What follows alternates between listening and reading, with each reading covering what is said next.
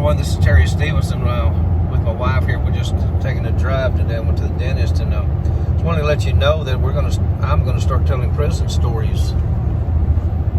I was a prison officer in Texas, 3 different units from 1989 until the end of 1995, when I transferred over to another state agency. Worked at 3 different units. Diagnostic in Huntsville. I was there for 8.5 months, and I transferred to the Hughes Unit in Gatesville. I was there for about 3.5 years, and then I transferred to Saba in 1993, and ended up changing over to the other state agency then in 1995.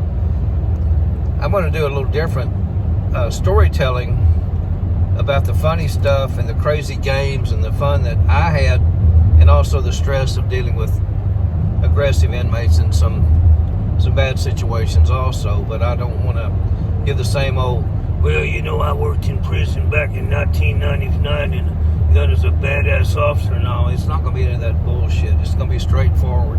And the fun stuff, the games and all that. I worked in the kitchen, and that's where a lot of the crazy stuff came from. The inmates were stealing me blind and stuff like that I didn't know about in the games they played with the officers and messing with us. And the population inmates who really messed with us, the food stealing and all the crazy stuff that happened there. So we're going to give it a shot and see how it goes. If anybody wants to watch, and try to write some songs in there. I've been a songwriter. This channel is all about songwriting too. So if you like Elvis especially, or Johnny Cash, there'll be some of those type of songs on here.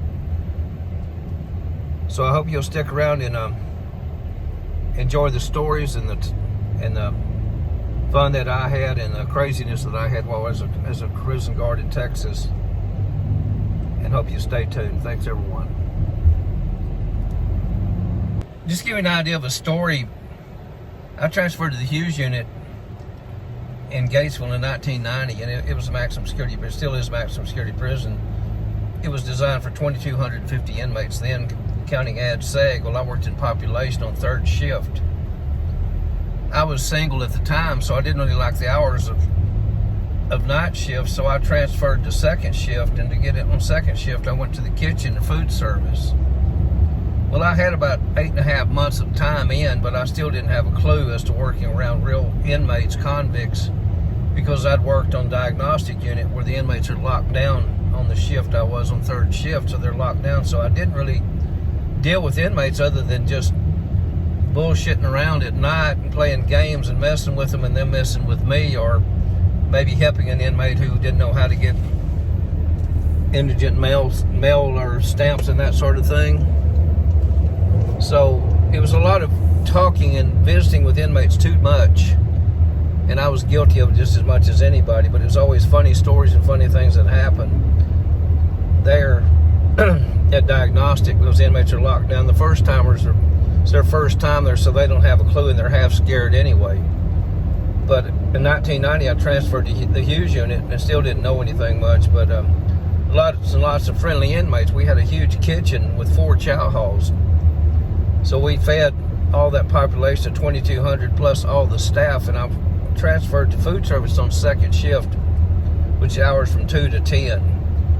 Well, the inmates that were the snitches, whatever you want to call them, the warden or the captain's boys, whatever you want to call them, they got away with anything.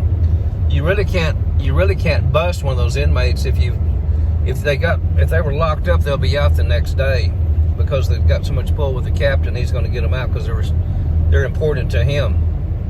So you get to know them because you work together with them, like watch them when they're in the butcher shop panning chicken, whatever it may be, bacon and that sort of thing. So just some of the games that they play on us, there's always old men like me now. I was 32 years old, 33 years old back then. Good health, I was slim and all that, and could walk, and I did a good job because I was always checking on things. Nowadays, I'd be like those old men that just stand around and eat, and their cap sitting about like this, looking like a moron and whatever, their shirt tail out and their pants falling down. Well, we had a real slob on shift. His name was Herbert Hopper, and I've also worked with a Diagnostic. Well, he was just a prime target for the inmates. When he served them in the chow hall, they knew every trick about stealing food from him. He puts a piece of chicken on their plate. They take it off the plate, put their tray here like they don't have it. They stick their tray back up. He looks around like this, like, duh. So he puts another piece of chicken on their plate. The whole garment factory used to come in, and it looked like, I was watching one time, and it looked like 3/4 of them were stealing the food or doing the same thing, and he was still putting another piece on there. So it's just crazy stuff like that. But Hub, or whatever, his name was Hopper, he was back to the inmates, and they were panning bacon one time for breakfast the next morning. Well, the bacon strips at the Hughes Unit were about this long. You're talking about an 18-inch or whatever strip of bacon here. So the old man's wandering around back there watching them, supposedly, while they're doing the bacon at the butcher shop, and it gets cold in there, so I'm sure he came out to warm up and goes back and forth. And in the meantime, they were slinging bacon over his shoulders. They were slinging those whole strips of bacon. He had one on the left and one on the right shoulder walking around. Well, when they got through down there, he was still walking all over the whole damn kitchen with the bacon slung over his shoulders. Of course, didn't know it. He was walking around like that, and anybody would say, "Hey, what's up, Lou? What are you talking about? Lieutenant, man, what'd you make lieutenant? I ain't no damn lieutenant. What you talking about?" And had that bacon hanging over his shoulders. I don't know what happened or how long he wore it or whatever that night, but I don't think he went home with it. But anyway, another incident with him, an inmate named Rankin, who worked in the pot room, he caught a little bitty snake one night and brought it in. The snake was only about a foot long. It was just skin, just a little tiny snake, big around as a pencil.